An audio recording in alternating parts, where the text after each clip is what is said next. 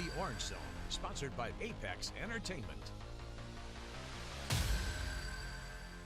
What's up, everyone? Welcome into the Orange Zone podcast, sponsored by Apex Entertainment. That's Ashley Wenskoski. We have former SU guard Eric Devendorf. I'm Samantha Croston, joining you after Michigan won the national title. How's everybody feeling?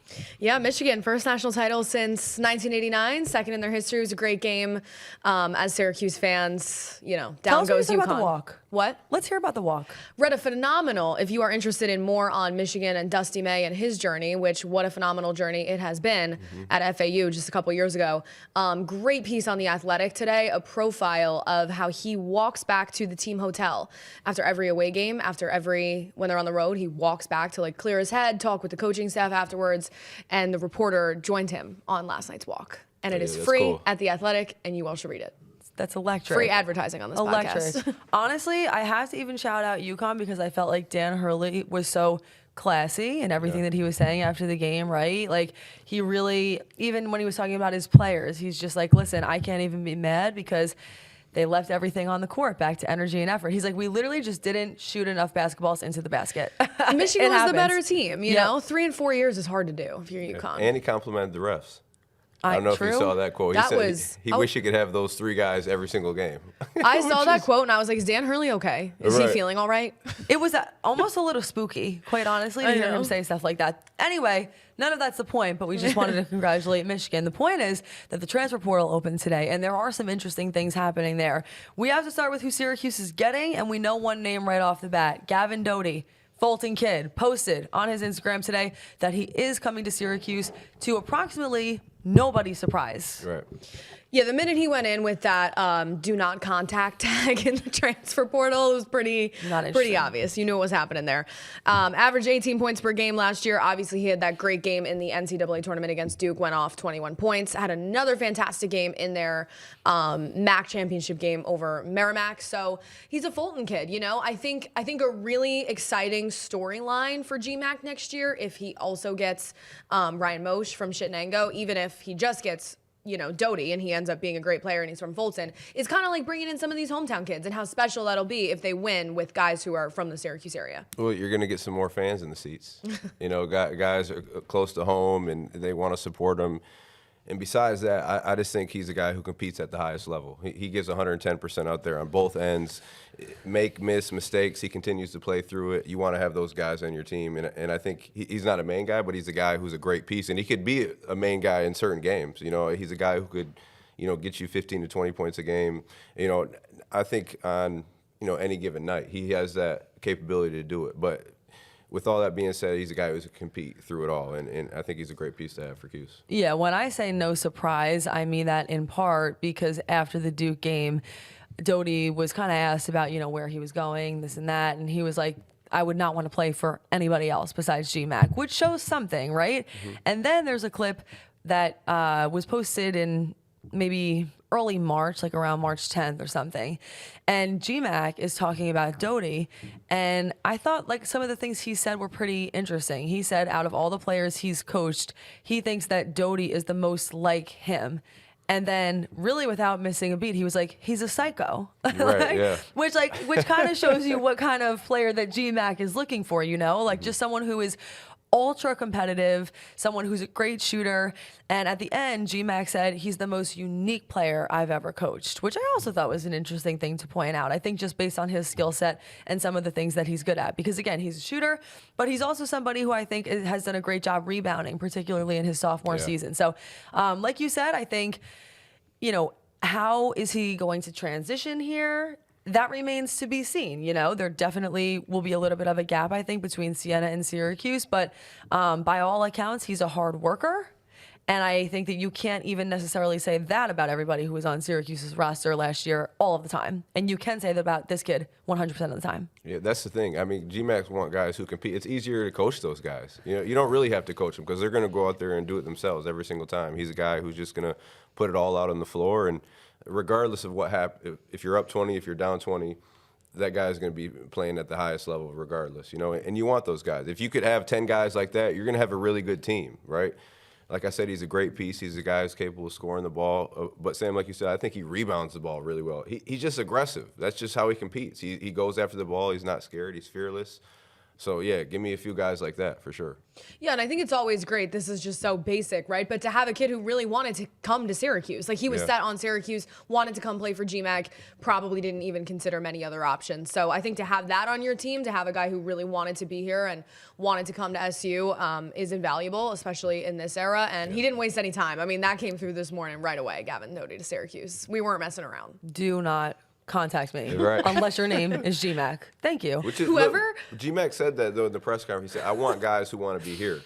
And that's big because, again, it comes back to you can coach those guys. They're listening. They're going to buy in. So it's great to see that. Whoever made, by the way, Gavin Doty's little graphic that he posted with it said Jerry McNamara, like fake FaceTime call at the top of that. Like, we need to give these graphic people a raise. They are cooking on these Literally, graphics. who made that? I was thinking the exact same thing. I was like, I don't think that this was the Syracuse staff because it just didn't have their normal flow. There's another little logo on there, Yes, too. I saw that too. Shout out to whoever made that. That rocked. It was stuff. so cool. It was like a great way to announce that. Beyond that, we also got to talk about who Syracuse is about to lose. And we knew a few of the names already just from reports and whatnot. Now that it's officially open, it does also finally come out today that Donnie Freeman is leaving. Again, I don't necessarily think that that's surprising, but I think that's big news. And I actually think, despite the fact that he is one of the top rated recruits in a long time, and despite the fact that he is one of the most talented players on Syracuse's roster from the previous year, I think people are kind of split on whether it would have been a good decision to keep him or not. Do you get that sense? Yeah, it was definitely a split. But, I mean, argue what you want. He was Syracuse's best player. I mean, he's 6'9", versatile, guy who could step outside and shoot. Sometimes he got outside of himself a little bit, tried to dribble too much on the perimeter instead of just getting to his spots and being really aggressive from them. And then defensively, he was lackadaisical sometimes in the rotations, just energy and effort. He could be a really good player. I mean, he has the skills, he has the tool set. If he just brings that consistent energy on both ends of the floor, he's going to make an impact doing that. I mean, a lot of the moves he does and how he scores the ball is effortless. That's just his talent, But when he continues to compete at a high level and learns how to keep that, like Gavin Doty, if he competed like that, I mean, the guy would probably be leaving to the NBA this year, just to be honest. And he'll have probably his pick of the litter in the portal. You're here in Kentucky, and he'll get paid a lot of money. But I think just for him personally, just to continue to improve in that aspect as far as competing at a high level, because, obviously he wants to go play at the NBA. So for him, that's what he has to be able to do. Do you think GMac maybe prioritized bringing him back, or do you think it was a situation where if the price was right, you would have been interested in seeing him come back, or do you think it was maybe just he was chasing too much money somewhere else? Yeah, I mean, I think that's what it comes down to for everyone who was here. I don't think anyone is going to get as much as they got last year. Just based on their performance, you would probably have to take a pay cut, right? I mean, not saying he was inconsistent, so we can't give you the same amount of money that we gave you the past year. You're going to have to take a little bit less. And, when guys hear that, they're probably going to be out. I mean, same thing with Betsy. I was hearing that. He wanted, I don't know what he got last year. I heard he got like $600 to $700, which is. Come on, really? Yeah, this is what I heard. Again, there's nothing confirmed, but, if he wants more than that, you're probably going to have to hit the portal. Same thing with Nait George. You're going to have to take a pay cut. So all those guys could probably go places where they could get what they got last year or a little bit more. And I think that's what they're doing. But I think GMac has a plan, his staff has a plan that he's going to get guys in based on what he thinks their value is. And you're not going to overpay guys. And I think that's what may have happened last year and maybe previous years. I do think it'll be so interesting just from a next season standpoint, right? To see these guys move on, to see Donnie go play somewhere else, to see Nait George go play somewhere else, and to see how much of their lack of energy and effort was a product of maybe coaching at Syracuse, how much of sort of those struggles or those inconsistencies, or how much of that is really just them as a player and they might play that way somewhere else. Right. I'm going to be fascinated to follow sort of Donnie Freeman's career, right? Because we've talked about that on this podcast, a guy who could certainly go play in the NBA eventually. I mean, McDonald's All-American, highest rated recruit since Carmelo Anthony when he came here. And not to say he didn't pan out. He averaged like almost 17 points per game. But he didn't pan out, I think, to the level of superstardom that maybe some people thought he could. Well, I think, what he was doing on the floor numbers-wise, it didn't equate to winning games. You know what I mean? So when people see that, they're like, well, yeah, you have good numbers, but we're not winning games. So they want players who can bring the numbers to the table and win games. There's so many. Those are called empty stats. right? If you're having, guys in the league, there's a lot of guys who have 20 and 10, but you don't hear about them because they never made the playoffs. So you want guys who can make an impact on winning. Yeah, I guess and I understand that, right? Obviously, especially when you think about GMac, what do you say at the end of the press conference, right? Like, I'm here to win. That's what he wants. Yeah. I know. I agree with Ashley. I'm interested to see what happens because I gotta be honest, I kind of have this sinking feeling that Donnie Freeman is gonna leave Syracuse and get better. Do you feel that way? You hope he would. You hope so. You want that for him too. Yeah. No, I know. I just think that, whatever. Say what you want. I'm sure everybody has drawn their own opinions and their own conclusions at this point about how much of it is the player and how much of it might have been, previous coaching. But I also don't think that with like a guy like Donnie, if GMac looks at him and, doesn't see a fierce competitor, doesn't see a guy who always gets back on defense, doesn't see a guy who has that winning mentality, maybe GMac looked at it and said, this really just ain't worth the price, Understood. Yeah. Nait George is also a big name that I think fans will be following, who is now in the portal. I'm going to be honest, I don't know if everybody at this table is going to agree with me on this. I actually happen to think that's a good thing. I am really okay with Syracuse parting ways with him. I frankly thought more often than not he was a liability. I felt like he pissed a lot of fans off, which is not a reason to keep or not keep somebody, but it's just true. And I get it that on all of the tweets, talking about, oh, he's in the transfer portal, all you continue to see are the people who break news being like, he's a top assister. I'm like, he is some other things too, though. And I feel like we are not all getting the full picture, and possibly Syracuse was sold on that last season too. It's so remarkable. Nait George, for me, also falls in the Donnie Freeman category of I will be fascinated to see what happens. Yeah. He has 2 years at Georgia Tech before he comes to Syracuse, leads the ACC in assists. Come to Syracuse last year, he actually did finish top 5 in the ACC in assists again at SU. I saw a stat that was so remarkable. I think it was the Daily Orange, in a Daily Orange article. Shout out to the students of the Daily Orange. 98 turnovers last year for Syracuse. That was like 50 more. The next closest player for Syracuse had like 41. 98 times he turned the ball over. And that was what was so frustrating about watching him night in and night out is the ball security was nowhere to be found. Look, I think he's a good player. I don't think he had a good year. He averaged almost 3.5 turnovers, I think, right? He top 5 in assists. He's a playmaker. He can set the table. Not athletic, not a great shooter, can't really get by his guy. I think GMac's looking for a guy who's explosive, can get by his guy, get into the paint, create for others. Nait George could do that, but I think when you needed to get a bucket, he wasn't a guy who could really get by his guy and do that a lot. And he didn't shoot good enough to be able to be a threat to where they're so far up to him that he could just get a straight line drive, right? Yeah, yep. Don't get me wrong. I think he's good. I thought Georgia Tech, when I saw him the year before, he was really good. But we talked about that, less expectations at Georgia Tech. You're not under the microscope as much. Yeah. You go to Syracuse, you're under the microscope. So now we can really see like his faults and what he did wrong this year. Right? He was too inconsistent. But again, you're right. He falls in that Donnie Freeman category. He'll go somewhere and get paid because you go to Kentucky, then you got those guys around him.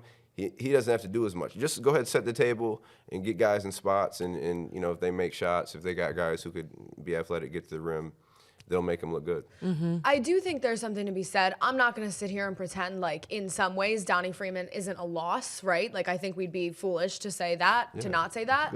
But I do think there's something to be said for kind of just like the fresh blood. Like we were sitting here talking about before we hopped on. There's a real chance that maybe Cayenne, maybe Sadiq, we don't know. We haven't seen his name in the portal yet today. Maybe Cayenne and Sadiq are the only 2 players back from last season.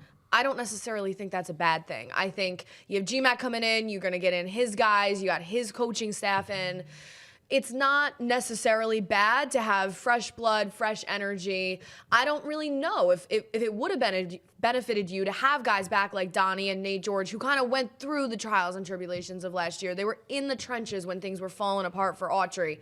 I think that having kind of a fresh wave is probably just best. That's what college basketball is now. Michigan won the national championship last night. I think they had a whole new team. The 5 starters were all from the portal. Exactly. And then their main guy, who was Luxembourg, did I say his name right? Yaxel? Yaxel. He averaged like 14, 15 points. So it wasn't, that's a good amount of points per game, but it's not 20, 25 points per game. They had pieces. They had guys who did a little bit of everything. You talk about the big fella. What was his, Morez? I forget his last name, but he's a guy who's just around the rim, active. Like, they put pieces together, and then they put a few guys with Cadeau and Yaxo who you could give them the ball and tell them to go ahead. That's that's the team you're trying to have a makeup like that, you know, going into, I mean, year after year, right? It's going to be like that.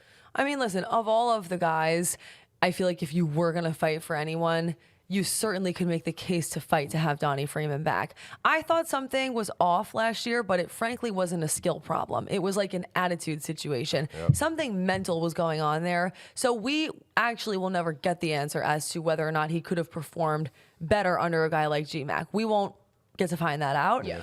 But I would have been interested to see if he would have operated differently in that kind of a system. And he is a great player, and he's very talented, and he's going to perform really well for another team. So in a way, that's a bummer. But again, that's the portal. You do what you need to do.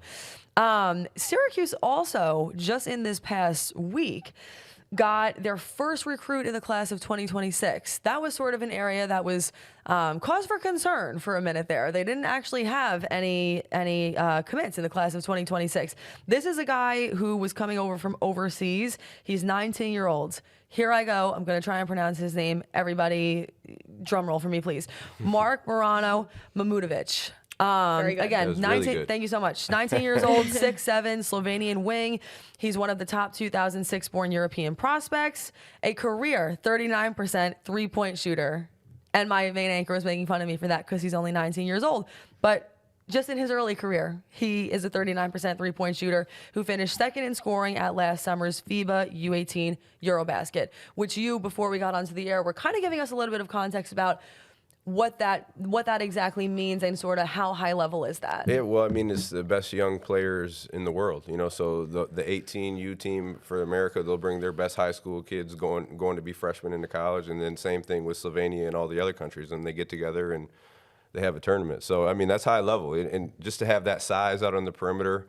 I watched some of his highlights. I haven't seen a full game, but. He moves well offensively. I think he's crafty. He's a guy who's not just a shooter. He was getting into the lane and making plays for himself and others. So, I mean, it's always good when you got a guy who could, you know, is a dead-eye shooter, but also brings more to the table. Defensively and athletic-wise, I think they said he was maybe a little bit shaky. But again, that's why he's a piece. You put guys around him. Anytime you got a guy at that height, 6'7", 6'8", who could shoot the ball on the perimeter, that's a plus. Yeah. Yeah, when he was ranked yesterday, when that news sort of broke, he was ranked as a 4-star on like 24/7 on 3, all the American systems. I saw somebody say that if they've been linked to Ryan Mosh as well, we already mentioned him, the Chittenango kid, he also 4-star transfer. So they could go from having 0 2026 like freshman recruits in essence, because Mosh was at prep school, he was obviously overseas. They could go to having 2 4-stars pretty quickly, just like that. So I also think, and we were talking about this before we hopped on, that GMac is smart to dip into the international pool. I think number one, you see a lot of these great high-level teams, you know, featuring some international talent these days. UConn, Michigan, Illinois, some of the top teams that were left in the Final Four had international guys. But beyond that, it just, I think, is a smart move when you're dealing with what GMac is facing, right, in ACC recruiting. It's a leg up to get some of those foreign guys, pay them a little less in NIL. New York State used to be no NIL. Now they do pay the international players, but you'd have to think that that asking price is probably coming a bit lower than somebody who's been playing in college for 3 years in America. And I feel like just like overseas guys aren't asking for as much money anyway, for whatever reason. You know, America guys, I don't want to say they're money hungry, but they're money hungry. A lot of these, you know, that's just what it is. The circle, the agency, whatever it is. And that's not so much the case with these overseas guys. It's more, from what I've seen, a pure love of the game. Like just really loving to play basketball because they've done it over there at a high level really young. They have clubs over there. He's been playing probably since he's, 6, 7, 8 years old in club teams, so he loves the game. So for GMac, you're right. For him to get a guy at that level, basically taking a pay cut, coming over here, that's big time. One other thing I wanted to just bring up, McNamara also announced some staff additions, probably not filled out the full way yet, but Ryan Daly, Bentley, and Ao are joining the Syracuse men's basketball staff. And Ryan Daly is someone who was coming from outside of GMac's Siena system, but Ao was obviously with him. Was Bentley also with him at Siena? Yeah, yes. He was the associate, so he's taking 2 assistants from Siena as well as Ryan Daly, who was formerly with VCU. And again, like we mentioned, there could be more additions coming. But you're seeing that GMac is not wasting any time with getting this all together because, again, there is really not time to waste as far as the transfer portal being open right now.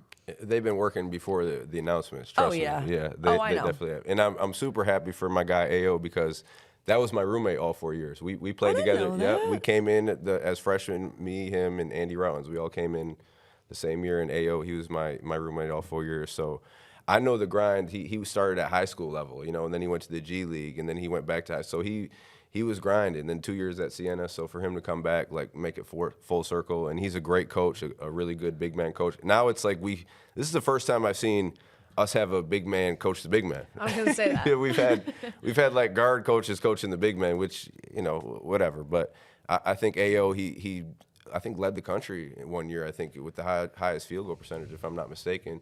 He knows the footwork, he knows the position, and then those two other guys. I think those are young guys coming up who really good recruiters, really good energy. That's a great start. Yeah, Syracuse fans have long been hungry for a big man to coach the big men. Yeah. Like you said, it's been a long time coming. I think Daly and Lee are exciting in the fact that they're 28, 29, those guys, young, up and coming, fresh offensive minds. We saw what Ben Lee was able to do with GMac at Siena, and we saw, how much he trusted him and sort of cultivated that relationship over there. So I think they're great additions, and we've obviously heard rumors about Ryan Blackwell. We've heard rumors about Jamal Brunt. Jamal Brunt was nationally reported a couple days ago by reputable national, and we have not seen that one confirmed yet coming over from Penn State. So we'll see what happens there, but I think there's a good chance those two guys come over to the Orange. Yeah, I think Blackwell for sure, and yeah, same thing with Brunt. I heard the same thing. It's probably contract things or whatever, they're working out numbers or how, I don't know what it is, but yeah, I've heard those two guys are headed over. So I wouldn't be. If the next few days that they're announcing those guys. Go ahead. No, go ahead.